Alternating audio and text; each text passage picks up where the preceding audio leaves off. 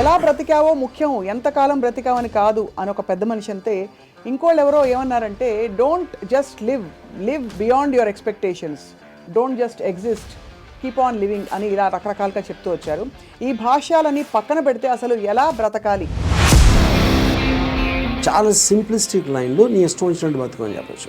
చాలా మందికి మీరు చెప్తున్న విషయాలన్నీ బుర్రకి బోధపడతాయి, బట్ బయటికి రావడం కష్టం అవుతుంది. పక్కింటి వాడి భార్య అని చూడకూడదు, కరెక్టే. కానీ పక్కింటి వాడి భార్య మేఘాన్ ఫాక్స్ లాగా ఉంటే ఏంటి పరిస్థితి? అసలు ఎలా బ్రతకాలి అనే క్వశ్చన్కి what is the trigger? Me effort, me attempt అనేది మీ చేతిలో ఉంటుంది కాబట్టి you will never feel a sense of failure. కానీ అడ్డొచ్చేవి ఏంటంటే కుటుంబం, వేరే వాళ్ళ ఇంపార్టెన్స్ మీ లైఫ్లో మీకు మీ హ్యాపీనెస్కి యాడ్ చేస్తే మాత్రమే validity. Suppose somebody derives real happiness or high in making another person happy, then what do they do? If my happiness is coming out of someone which is my decision only, no? ఈ whole ప్రాసెస్లో biggest deterrents human relationships అంటారా, religion అంటారా? పాపం పుణ్యం అనేది they are going to be measured when you die. But అవతల వాళ్ళని వాడేసుకోవడం అనేది అది ఇంకొక ఎక్స్ట్రీమ్ కదా.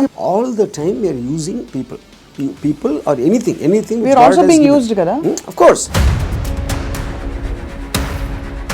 వాళ్ళు ఎవరో ఏదో అనుకుంటారు అనే దానికోసం సాక్రిఫైస్ చేయటమా, ఎవడేమంటే కేర్ చేయకుండా నా ఇష్టం బతున అనేది కరెక్టా? సపోజ్ మీరు ప్రేమించిన అమ్మాయి మిమ్మల్ని రివర్స్ ప్రేమించలేదు అనుకోండి, అప్పుడు ఏం చేస్తారు?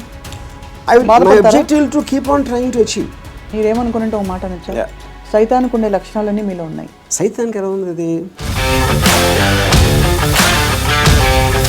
వాళ్ళు చేంజ్ అయిపోతే నాకు భయం వేస్తుంది ఫస్ట్, ఎందుకంటే నాకున్న ఫిలాసఫీ మొత్తం హిష్కాయికి అయిపోతుంది అంతే.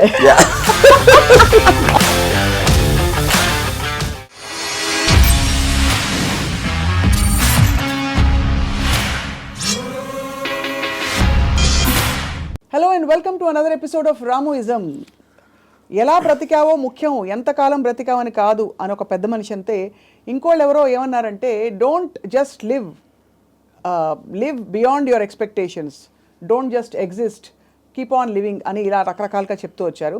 ఈ భాష్యాలని పక్కన పెడితే అసలు ఎలా బ్రతకాలి? Let's talk to Ram Gopal Varma గారు. వర్మ గారు, బ్రతకడం అంటే మీకు ఫస్ట్ వచ్చే ఇమేజరీ ఏమిటి చెప్పండి? I think it's a consciousness. అంటే మీరు if you are conscious that you are you're seeing something or you're hearing something అనేది దాని నుంచి మనకు కలిగిన ఒక kind of an emotional aspect అనేది you will feel alive because of that. So అప్పుడు ఆటోమేటిక్గా ఎలా బతకాలి అనే కాంటెక్స్ట్ వచ్చినప్పుడు చాలా సింప్లిస్టిక్ లైన్లో నీ ఇష్టం వచ్చినట్టు బతకని చెప్పచ్చు. అంతకన్నా కాంప్లెక్స్ అనేది లేదు, పాయింట్ 1. కానీ ఇష్టం వచ్చినట్టు బతికే వాళ్ళు ఎంతమంది ఉంటారు అనేది next point. Most of the time మనం వేరే వాళ్ళ కోసం బతుకుతాం, మన కోసం మనం బతకం. బికాజ్ ఇప్పుడు మీరు కాన్షియస్గా మీరు పుట్టినప్పుడు ఆబ్వియస్లీ మీ పేరెంట్సో లేకపోతే పక్కన మీ సిబ్లింగ్సో ఇలాంటి వాళ్ళతోటి ఒక యాజ్ యూ కీప్ గ్రోయింగ్ మిమ్మల్ని కంటిన్యూస్గా ఒక ఇన్ఫ్యూజ్ చేస్తూ ఉంటారు. నువ్వు తమ్ముని బాగా చూసుకో, లేకపోతే అది చూసుకో, ఇలా చెయ్యి, అలా చెయ్యి, ఇది చేస్తే తప్పు అని constantly. Like Ayn Rand wrote a very beautiful article in a book called The New Left, Anti-Industrial Revolution. In that ఒక చాప్టర్లో కంప్రాచ్యూస్ అని, అది కంప్రాచ్యూస్ వర్ ఏన్షియంట్ ట్రైబ్. వాళ్ళు ఏంటంటే మనుషుల్ని డిస్ఫిగర్ చేశారు. వాళ్ళు లావ్ అయిపోయి లేకపోతే సన్నగా అయిపోయి సర్కస్లో ఫ్రీక్స్ షోస్లో పెట్టేవాళ్ళు. వాళ్ళని చూసి జనాలు ఎంటర్టైన్ అవ్వడానికి.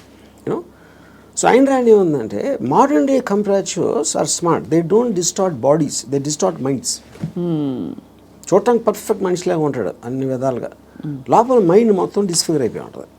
ఆ డిస్ఫిగర్మెంట్ ఎక్కడి నుంచి వస్తుంది? సొసైటల్ పర్పసెస్ కోసం మీకు సిన్, పాపం పుణ్యం, legal illegal, moral, social acceptance, ఇలాంటి 5-6 బంధాలతోటి మీరు ఇష్టం వచ్చినట్టు బతకకుండా అవతల వాళ్ళకి నచ్చేలా బతకటం అనేది ఒక ప్రోగ్రామ్ చేస్తారు.